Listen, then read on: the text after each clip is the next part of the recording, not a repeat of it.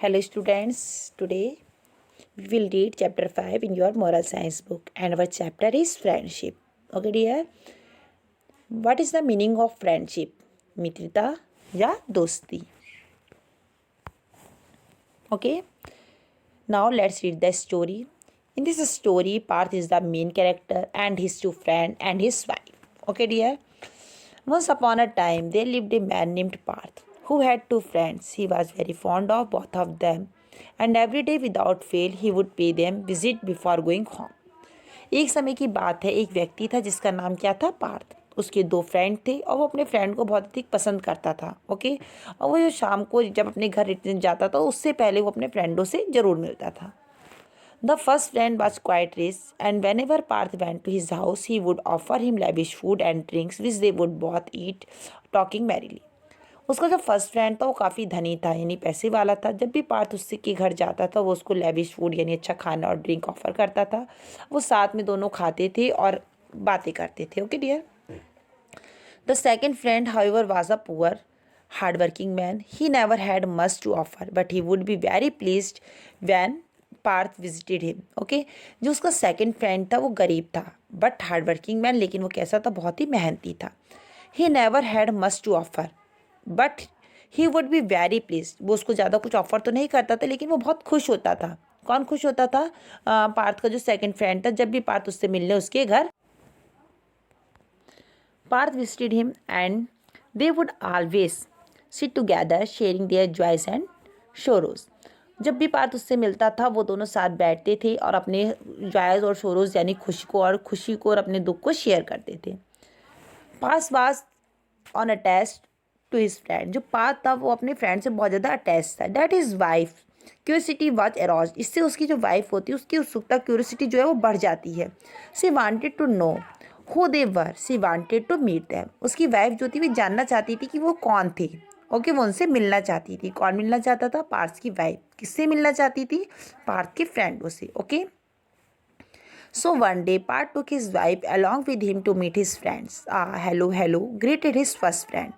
अब जो पार्थ होता है अपनी वाइफ को अपने फ्रेंड से मिलाने के लिए लेके जाता है, तो सबसे पहले वो अपने फर्स्ट फ्रेंड के यहाँ जाता है जो कि काफ़ी रिच होता है. Okay, he offered them tea with laddoos and jalebis and many crunchy munchy snacks. Okay, जो उसका फर्स्ट फ्रेंड होता है उनको वो जलेबी, लड्डू और ये जो स्नैक्स वगैरह होते हैं उसको ऑफर करते हैं. Partha's wife was quite impressed by his friend's hospitality and luxury. जो पार्स की वाइफ होती है उसके फर्स्ट फ्रेंड से बहुत ज़्यादा इंप्रेस हो जाती है क्योंकि उसको बहुत अच्छे से वेलकम करता है.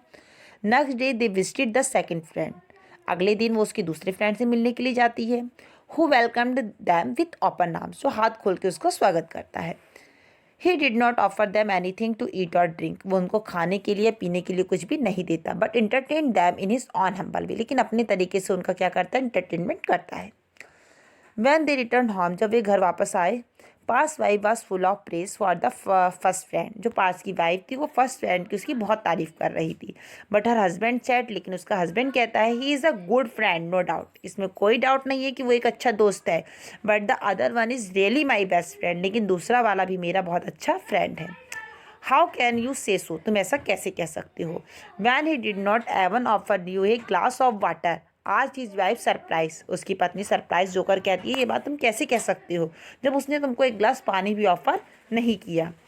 That is not the way to जज फ्रेंड. यानी किसी भी फ्रेंड को जज करने का तरीका नहीं है. कौन कहता है इस बात को? पार्थ कहता है अपनी वाइफ से. Okay, I somehow considered the second friend to be more sincere in his feeling. वो कहता है, जहाँ तक मैं मानता हूँ जो मेरा सेकेंड फ्रेंड है वो बहुत ज़्यादा ही सिंसियर है. Well I don't think so. His wife persisted. उसकी वाइफ कहती है, लेकिन मैं ऐसा नहीं मानती. I am absolutely sure that the first one cares for you more than the second one. जहाँ तक मैं मानती हूँ कि तुम्हारा जो फर्स्ट फ्रेंड है वो सेकेंड फ्रेंड से ज़्यादा तुम्हारी क्या करता है? केयर करता है. कौन कहता है? ये पार्थ की वाइफ कहती है पार्थ से. He told her what to do. उसको बताता है कि क्या करना है. Now Parth was in the service of the king who ruled the country at the time. So the next day. अब अगले दिन क्या होता है? According to their plan Par's wife went to the first friend. She sadly told him that the king was very angry with her husband and that she did not know what to do. Parth की wife बताती है उससे कि जो king है, जो राजा है, वो उसके हस्बैंड से बहुत ज़्यादा नाराज है and she did not know what to do, और वो ये नहीं जान पा रही कि वो क्या करे. Okay, the first friend just struggled his shoulder and said I am very sorry to hear about it. उसका जो फर्स्ट फ्रेंड होता है वो कहता है कि मुझे बहुत दुख हो रहा है सुन के, but what can I do, लेकिन मैं क्या कर सकता हूँ. How can I go against the king, मैं किसी भी राजा के अगेंस्ट कैसे जा सकता हूँ. ओके, अब जो पार्स की वाइफ होती है, ओके, टू बी, वो जो होती है वो bitterly disappointed and with a crestfallen face she went to the second friend. यानी कि जो पार्स की वाइफ होती है वो रोने का बहाना करती हुई, यानी रोती हुई, क्या कहते हैं, यानी फेस को रोता हुआ बना के वो उसके सेकंड फ्रेंड के पास जाती है and told him the same story, और उसको सेम स्टोरी जो है वो सुनाती है जो उसने उसके फर्स्ट फ्रेंड को सुनाई थी. Wear upon he immediately took his sword and shield and assured her that he would do his best to protect her husband. वो तुरंत अपनी तलवार लेता है और वो कहता है कि वो उसके हस्बैंड को बचाने के लिए, यानी उसके अपने फ्रेंड को बचाने के लिए वो जो भी कुछ होगा वो करेगा. Okay,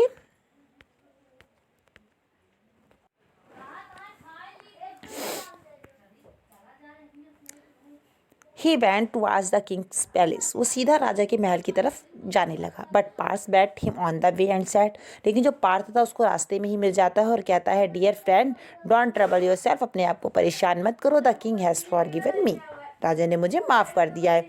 so let us go home, आओ घर चलें. Thus Par's wife was at last convinced that the second friend was really a true friend. अब लास्ट में जो पार्स की वाइफ होती है वो एक्सेप्ट करती है क्या, जो उसका सेकंड फ्रेंड है वही क्या है, ट्रू फ्रेंड है. Because he had been ready to fight for her husband sake even at the risk of putting his own life in danger, क्योंकि वो अपनी लाइफ को डेंजर में डाल के, यानी खतरे में डाल के उसकी लाइफ को बचाने के लिए जाने लगा था. Thereafter, money is not the measure of true friendship, but it is the time of need in which true friendship is measured. Okay, यहाँ कहने का मतलब ये है कि हम सच्ची दोस्ती को पैसों से नहीं तोल सकते.